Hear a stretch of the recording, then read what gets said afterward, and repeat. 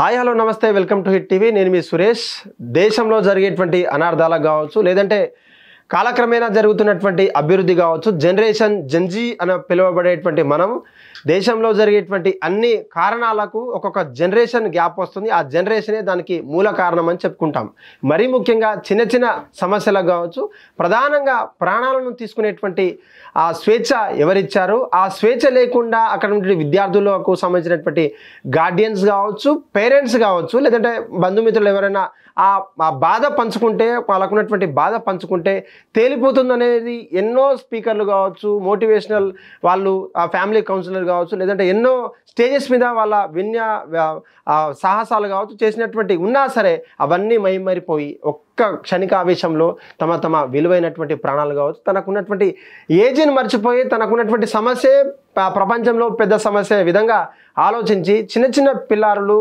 కావచ్చు లేదంటే మైనర్ అమ్మాయిలు కూడా తమ ప్రాణాలు తీసుకున్నటువంటి పరిస్థితి కనిపిస్తూ ఉంది మరి ముఖ్యంగా వివాహేతర సంబంధాలు కావచ్చు లేట్ మ్యారేజెస్ గురించి కూడా మనం ఎన్నోసార్లు చర్చించాం మరి నూతనంగా ఎన్నిసార్లు చర్చించినా కూడా ఏదో ఒక మూలాన ఏదో ఒక కారణం చేత ఏదో ఒక సిటీలలో ఇది ఒక ట్రెండ్గా అంటూ కూడా కొంతమంది పరిగణలోకి తీసుకొని దాన్ని మాత్రమే ఒక బూచిగా చూపించేటువంటి ఎంతమంది చేసినా వాళ్ళకి ఒక విలన్గా చూపించి ఇది మాత్రమే ట్రెండ్ మాకు నచ్చింది మేము దాన్ని కొనసాగిస్తామంటే కొంతమంది అంటున్నారు ఇది సోషల్ మీడియాలో కొన్ని రోజులుగా జరుగుతున్నటువంటి ట్రెండ్ ఇదే అంశానికి సంబంధించినటువంటి మనతో మాట్లాడడానికి ఉన్నారు public speaker family counsellor motivational speaker తన మాటలతో ఎంతోమందిని ఫ్యామిలీస్ని కావచ్చు విద్యార్థులను చక్కబెట్టేటువంటి విద్యార్థులకు ఒక మంచి దారి చూపించేటువంటి మేడం గారు ఉన్నారు రజనీ రమ మేడం మీరంతా కూడా సోషల్ మీడియాలో తన స్పీచెస్ కావచ్చు తనకు ఉన్నటువంటి సెషన్స్ మీరంతా వినే ఉంటారు హిట్ టీవీ స్టూడియోలో తను మా దగ్గర ఉన్నారు మేడం నమస్తే మేడం నమస్తే మేడం మొన్న జరిగినటువంటి వరంగల్ జిల్లా ప్రాంతంలో ఒక మైనర్ అమ్మాయి 10th క్లాస్ 14 or 15 రఫ్లీ ఏజ్ మేడం తనకున్నటువంటి సమస్య కేవలం హోంవర్క్ నుంచి క్లాస్ వరకు నుంచి హోంవర్క్ లేదంటే ఫెయిర్ నోట్స్ రాసుకునేటువంటి టైంలో చక్కగా ఆడపిల్లతో కావచ్చు అక్కడ ఉంటే ఫ్రెండ్స్తో ఆటలు ఆడుకునేటువంటి వయసులో తన జీవితం అంతా కూడా ఏదో అంధకారం అయిపోతుందని చెప్పేసి లెటర్లు రాసి మరి తను చనిపోవడము ఊరేసుకొని ఒక్కసారిగా వాళ్ళకు ఉన్నటువంటి మిత్రులు దాదాపు 7th 8th క్లాస్ అమ్మాయిలతో పాటు అంతా కూడా బోరున ఏడ్చేటువంటి పరిస్థితి కనిపిస్తూ ఉంది మేడం ఆ చిన్నారి అంత పెద్ద బోల్డ్ డిసిజన్ తీసుకోవడానికి గల కారణం తనకున్నటువంటి మైండ్లో స్ట్రైక్ అయినటువంటి ఏమై ఉంటాయి మేడం ఎలా చూస్తారు మీరు దాన్ని అంటే సైకలాజికల్గా నేను కొంతమంది స్టూడెంట్స్ని అబ్జర్వ్ చేస్తే ఏమవుతుందంటే బై ఫోర్స్ అనుకోవచ్చు అవసరానికి తప్పనిసరి పరిస్థితిలో కావచ్చు హాస్టల్స్కి అనేది వెళ్తూ ఉంటారు ఓకే ఇప్పుడు పర్టికులర్గా ఇది చూస్తే గురుకుల పాఠశాల హాస్టల్ కదా ఇది ఎందుకంటే ఇక్కడ ఫెసిలిటీస్ కానీ ఆప్యాయత కానీ అంటే స్కూల్ టీచర్స్ కానీ వార్డెన్స్ కానీ ఏదైనా సరే అట్మాస్ఫియర్ ఒక ప్రేమపూరితంగా ఉంటుందా అనేది నాకు గ్యారంటీగా నేను చెప్పలేను అదే కానీ లక్షలు కట్టి మంచి మంచి హాస్టల్స్లో పెట్టినట్టయితే అక్కడ కేరింగ్ అనేది కొంతవరకు బాగుంటుంది అంటే పిల్లల్ని అన్నెసరీగా తిట్టడము కొట్టడము వాళ్ళని కొంచెం తక్కువగా చూడడము ఇలాంటివి కొంచెం తక్కువ ఉంటాయి ఉండవని మాత్రం నేను అన్నాను తక్కువ ఉంటాయి ఎందుకంటే నాకు ప్రత్యక్షంగా తెలుసు సో ఈ గురుకుల హాస్టల్స్ అంటే మామూలుగానే చాలా సాధారణమైనటువంటి లైఫ్ ఉంటుంది అక్కడ ఎడ్యుకేషన్తో పాటు ఎడ్యుకేషన్ తెలివితేటలను బట్టి బాగా చదవగలుగుతారు యావరేజ్ అయితే మామూలుగా చదవగలుగుతారు అది డిపెండ్స్ ఆన్ స్టూడెంట్స్ అనమాట వాళ్ళ యొక్క తెలివి మీద అయితే ఫెసిలిటీస్ కానీ వాళ్ళ యొక్క అట్మాస్ఫియర్ కానీ స్కూల్లో ఆప్యాయత కానీ వాళ్ళకి తక్కువ అవుతుంది ఇలాంటప్పుడు కూడా పిల్లలు అక్కడ ఉండడానికి ఇష్టపడరు ఫస్ట్ పాయింట్ ఇది నెంబర్ 2 ఏంటంటే హోమ్ సిక్నెస్ అనేది ఉంటుంది వాళ్ళకి ఎక్కువ మాటికి ఇంటికి వెళ్ళాలి ఇంటి దగ్గర ఉండాలి అనే కోరిక ఎక్కువగా ఉంటుంది ఫర్ ఎగ్జాంపుల్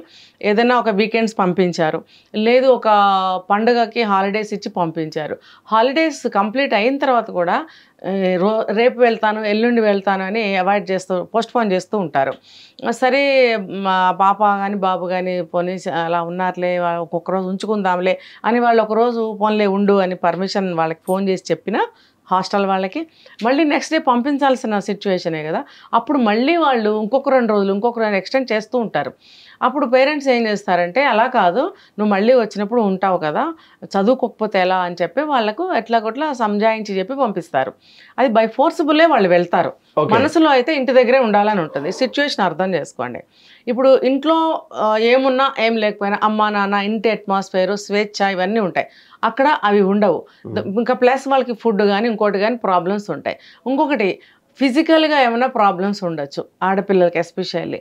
అబ్బాయిలకి ఇప్పుడు టీనేజ్ మీరు అన్నారు 14, 13, 15 ఏజ్లో వాళ్ళకి బాడీ గ్రోయింగ్ ఏజ్ బాగా ఉంటుంది, గ్రోత్ అనేది బాగా ఉంటుంది. అప్పుడు వాళ్ళకి హార్మోనల్ చేంజెస్ బాగా ఉంటాయి అన్నమాట. ఆ ఉన్నప్పుడు బాడీలో అనేక రకమైనటువంటి చేంజెస్ జరుగుతూ ఉంటాయి. అది ఇన్కన్వీనియంట్ ఫీల్ అవుతుంటారు, కొంచెం పెయిన్ఫుల్గా కూడా ఉంటుంది. ఇప్పుడు అబ్బాయిలకైనా సరే చెస్ట్ పార్ట్లో పెయిన్ రావడము, కొద్దిగా స్వెల్లింగ్ రావడము, అంటే గ్రోత్ నేను చెప్పాను కదా, ఆ సిచ్యువేషన్లో వాళ్ళకి ఇన్కన్వీనియంట్గా ఉంటుంది. అది స్కూల్ అన్న తర్వాత హాస్టల్ వార్డెన్ మనకు కేర్ టేకర్ ఉన్నారు, మనదన్నీ వాళ్ళకి చెప్పుకోవచ్చు అనేటువంటి ఒక పర్మిషన్స్ ఉన్నా కూడా వాళ్ళకి చెప్పలేరు. ఇంటికి వెళ్ళి అమ్మకో నాన్నకో తమ్ముడికో అన్నకో చెప్పుకోవాలని చూస్తారు, అక్కడ అది ఉండదు. సో వాళ్ళే సతమతం అవుతూ ఉంటారు. ఇది ఒకటి. అమ్మాయిలైనా కూడా అంతే. ఇంకా వాళ్ళకి డేట్స్ వస్తూ ఉంటాయి, అదొక ప్రాబ్లం. ఆ డేట్స్ వచ్చినప్పుడు చాలా విపరీతమైన బాధలు ఉంటాయి. ఉన్నప్పుడు వాళ్ళు కూర్చొని చదువుకోలేరు, ఎక్కువ రెస్ట్ కావాలనిపిస్తుంది, ఫ్రీగా తిరగలేరు, పడుకోవాలనిపిస్తుంది, పడుకోవడానికి వీలు కాదు, చదవాలి, క్లాసెస్కి వెళ్ళాలి, రావాలి, సో మెనీ ప్రాబ్లమ్స్ అనమాట. ఇవన్నీ కూడా ఆ వయసు వాళ్ళకు ఉండే ప్రాబ్లమ్స్ ఇవి. ఇంకొకటి ఏంటంటే ఏమైనా టీచర్స్ కానీ కో స్టూడెంట్స్ కానీ ఏమైనా టార్చర్స్ కానీ అరేంజ్మెంట్స్ కానీ చేస్తున్నారా, లేదు ఇంకొకటి అసలు చదవలేకపోతున్నారా, వాళ్ళు కెపాసిటీ లేదేమో చదవడానికి, బలవంతంగా పేరెంట్స్ చదివిస్తున్నారా, ఇన్ని కారణాల వల్ల వాళ్ళు బాధపడుతూ ఉంటారు. ఇందులో ఏ బాధ ఆమెది అనేది మనకు తెలియదు. అవును. ఇప్పుడు ఇవన్నీ కూడా వార్డెన్ అనేవాళ్ళు చూస్తూ ఉండాలి. ఏమన్నా నువ్వు ఇట్లా డల్గా ఉన్నావు, ఏంటి ప్రాబ్లము అని అడగాలి. ఒకవేళ అడిగినా కూడా చెప్పని స్టూడెంట్స్ ఉంటారు.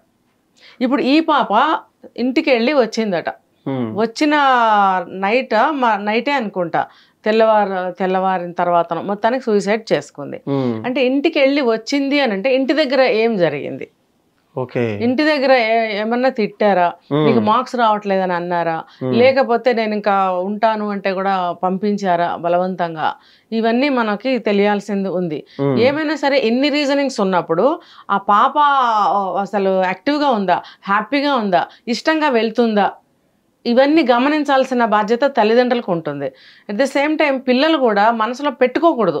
ఈ పిల్లలకి కూడా నేను అనేక సార్లు కెమెరా ముఖంగా చెప్తూనే ఉన్నా, అంటే పిల్లలు యూట్యూబ్లు చూస్తారనేది మనకు తెలియదు, చూస్తే కనుక తల్లిదండ్రులు వాళ్ళకి తెలియజెప్పాలి, చూపించాలి, ఇలాంటివి చూపించడం తప్పలేదు. ఏంటంటే ఇంట్లో అమ్మ నాన్న అమ్మమ్మల తాతలు చెప్పింది వాళ్ళకి ఎక్కదు. అవును. స్కూల్లో కానీ బయట కానీ చెప్పిన విషయాలు ఎక్కుతాయి, వాళ్ళు కూడా తెలుసుకోవాలి, వీళ్ళు కూడా ఓపెన్ చేసి చెప్పడం అనేది జరిగితే ఇలాంటి డేంజర్స్ జరగకుండా ఉంటాయి. Okay madam. అయితే పూర్వపదాలు తీసుకున్నటువంటి విషయం మేమంతా చేశాము.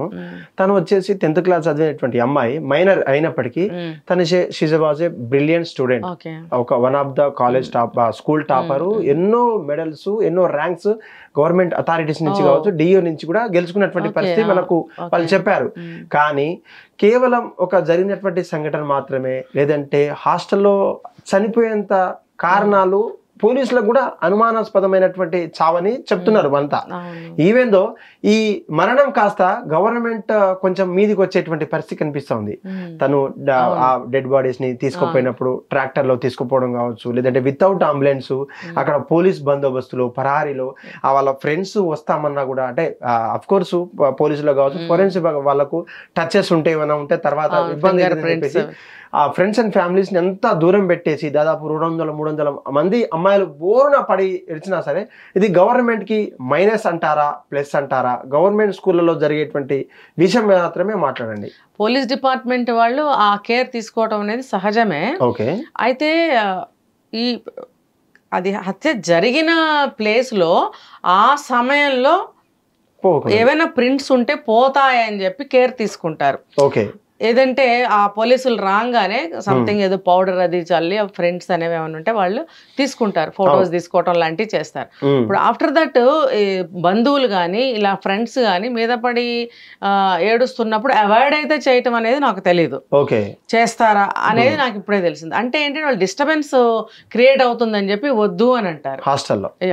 అంటే ఒక సంఘటన చెప్తాను. ఒక దగ్గరికి వెళ్ళినప్పుడు అందరం కూడా పలకరిస్తాం, బాడీ చనిపోయిన దగ్గర పలకరించినప్పుడు కొంతమంది ఇన్కన్వీనియంట్ ఫీల్ అయ్యి ఇప్పుడు పలకరించొద్దు, వాళ్ళు బాధపడుతున్నారు కదా, తర్వాత పలకరించండి అని వెళ్ళిపోమని చెప్తూ ఉంటారు. అంటే ఇక్కడ ఇన్కన్వీనియన్స్ అంటే ఎటువంటి వాళ్ళకి ఇన్కన్వీనియన్స్ కలుగుతుంది? ఇప్పుడు అవతల వ్యక్తులు దుఃఖం తీరాలి, అవును ఓదార్పు కావాలని ఖచ్చితంగా కోరుకుంటారు. అవును అందరూ వచ్చి అలాంటి ఓదార్పునే సపోర్ట్నే ఇస్తున్నప్పుడు ఇంకొకళ్ళు వచ్చి వద్దు అని అవాయిడ్ చేస్తున్నారు అంటే something is wrong there okay అనేది నాకు అనిపిస్తుంది. ఒకవేళ అది నా ఒపీనియన్ కూడా రాంగ్ అవ్వచ్చు, నిజంగానే వాళ్ళకి ఏదైనా ప్రాబ్లం ఉందేమో అక్కడ. కానీ పోలీసులు ఇటువైపు నుంచి ఇలా కూడా అనుమానం అనేది చేస్తారు కాబట్టి నేను ఇలా చెప్తున్నా. సో ఇక్కడ కూడా పోలీసులకి ఏమైనా ఇన్కన్వీనియంట్ ఉందా, వాళ్ళు ఏ కారణంతో ఇలా చేశారనేది వాళ్ళ పర్సనల్, మనం ఎక్కువగా అబ్జెక్ట్ చేయడానికి కూడా లేదు. ఏమైనా సరే దగ్గరికి రానివ్వకపోవడం అనేది ప్రధాన కారణం ఒకటి ఉంటుంది, రూల్ అనేది ఒకటి ఉంటుంది. కానీ మరీ పిల్లల అభిమానం అనేది ఉంటుంది కాబట్టి తెలియక మీద పడిపోతారు. సాహసాలు కావచ్చు. మరి అంబులెన్స్ కూడా తీసుకోపోకుండా గ్రామాల్లో ఉన్నటువంటి ట్రాక్టర్ మీద ఆ మృతదేహాన్ని తరలించడం కొంచెం డిస్టర్బెన్స్ వీడియోస్ అంటే వాళ్ళకి అంబులెన్స్ పిలిచేంత వ్యవధి లేదా, లేకపోతే అంబులెన్స్ సర్వీసెస్ అక్కడ అవైలబిలిటీ లేవా? అందు గురించి ఎమర్జెన్సీ చనిపోయిన అమ్మాయికి ఇంకా ఎమర్జెన్సీ ఏముంటుంది అంటే చనిపోయిన బాడీ కాబట్టి ఎలా అయినా త్వరగా తీసుకెళ్ళాలి ఇన్వెస్టిగేషన్కి ఆర్ పోస్ట్ మార్టంకి అని అనుకున్నారా? ఏమైనా సరే అది వాళ్ళకి ఒక ప్రొసీజర్ ఉంటుంది, ప్రొసీజర్ ప్రకారమే చేయాలి. వాళ్ళు అంబులెన్స్ తీసుకురావడము, పోలీసులు తీసుకెళ్లడం అనేది జరగాలి. అంటే ఏదో గురుకుల పాఠశాలే కదా, చిన్న ఊరే కదా, ఇప్పుడు అంబులెన్స్ ఎందుకు, ఎలా తీసుకెళ్తే కాదు అని అనుకున్నారా? అలా అనుకోవడం కూడా తప్పే. యాజ్ పర్ ప్రొసీజర్ జాగ్రత్తగా వాళ్ళు పద్ధతిగానే చెయ్యాలి. మరి ఇందులో ఏ కారణంతో వాళ్ళు అలా చేశారనేది మనకు తెలియటం లేదు. ఇదంతా ఎక్కడ చూసినా కూడా నిర్లక్ష్యం అనేది కనిపిస్తూనే ఉంది. ఇంకా గురుకులం తరఫు నుంచి తీసుకుంటే అది గవర్నమెంట్దే కదా, అయినప్పుడు అక్కడ పనిచేసే స్టాఫ్ అందరూ కూడా గవర్నమెంట్ ఎంప్లాయీస్ ఆర్ సర్వెంట్స్, వాళ్ళు కేర్ తీసుకోకపోబట్టే కదా అక్కడ ఉండే పిల్లలకి ఏదో ఒకటి జరుగుతుంది. మరి ఇది గవర్నమెంట్ నే మనం నిందించాల్సి వస్తుంది. అక్కడ ఎందుకు ఇలా జరుగుతున్నాయి? ఒకవేళ ఆ పాపకు అక్కడ స్కూల్ తరఫు నుంచి ఏమైనా ఇబ్బంది కలిగిందా? మరి అది ఎంక్వైరీ చేయాల్సిన అవసరం ఉంది కదా. ఎంక్వైరీ చేయాల్సిన అవసరం ఉంది. అలాంటిది ఏమన్నా ఉంటే శిక్షించాల్సిన అవసరం కూడా ఉంటుంది. ఇది ఏదో పాప ఇంటి దగ్గర సమస్య వచ్చేసింది, ఇక్కడ ఏదో చేసేసుకుంది అని పోస్ట్ మార్టంలో తేల్చేయడం ఇలాంటివి కాదు. అసలు ఇలా ఈ మధ్య గురుకులలో ఇలాంటివి కొన్ని జరుగుతున్నాయి. ఇది నాకు తెలిసి 4వ 3వ నేను వినడం, వీడియో చేయడం కూడా. దీని మీద ఎందుకు వాళ్ళు కాన్సన్ట్రేషన్ పెట్టి ఇన్వెస్టిగేషన్ చేయటం లేదు? గురుకులాల్లో ఏం తక్కువైంది, ఎందుకు ఇలాంటివి డిఫరెంట్ ఒకే రకం కాకపోవచ్చు, ఇలా ఏదో ఒకటి మైనస్లు జరుగుతూనే ఉన్నాయి, ఎందుకు అనేది వాళ్ళు కాన్సన్ట్రేషన్ చేసి ఎంక్వైరీ చేయాలనేది నేను కోరుకుంటున్నాను. హిట్ టీవీ యాప్, ఇందులో short news, live news, entertainment shows, movies, digital magazines తో పాటు మీ జిల్లా వార్తలను కూడా ఫ్రీగా చూడొచ్చు. ఇంకెందుకు ఆలస్యం, వెంటనే హిట్ టీవీ యాప్ ని డౌన్లోడ్ చేసుకుని ఫ్రీగా ఎంటర్టైన్మెంట్ పొందండి. Hit TV app, hit TV app, please download hit TV app. Hit TV app ని ఫ్రీగా డౌన్లోడ్ చేసుకుని ఎంజాయ్ చేయండి. మీకు నచ్చిన ఎంటర్టైన్మెంట్ కోసం హిట్ టీవీ యాప్ ని ఫ్రీగా డౌన్లోడ్ చేసుకుని ఎంజాయ్ చేయండి. హిట్ టీవీ యాప్ ని డౌన్లోడ్ చేసుకుని ఆస్వాదించండి, ఆశీర్వదించండి. ఇంతమంది సెలబ్రిటీలు హిట్ టీవీ యాప్ ని డౌన్లోడ్ చేసుకోండి అని చెప్తున్నారంటే ఎంత మంచి యాప్ ఆలోచించండి. అమెరికా అమెరికాలో చదవాలనుకునే వాళ్ళకి విశ్వసనీయమైన పేరు మన శౌర్య కన్సల్టెన్సీ. UK లో 1 year masters, UK లో 1 year masters, 2 years work permit up to 5 years visa. Contact Shaurya Consultancy. Contact 89851 89851.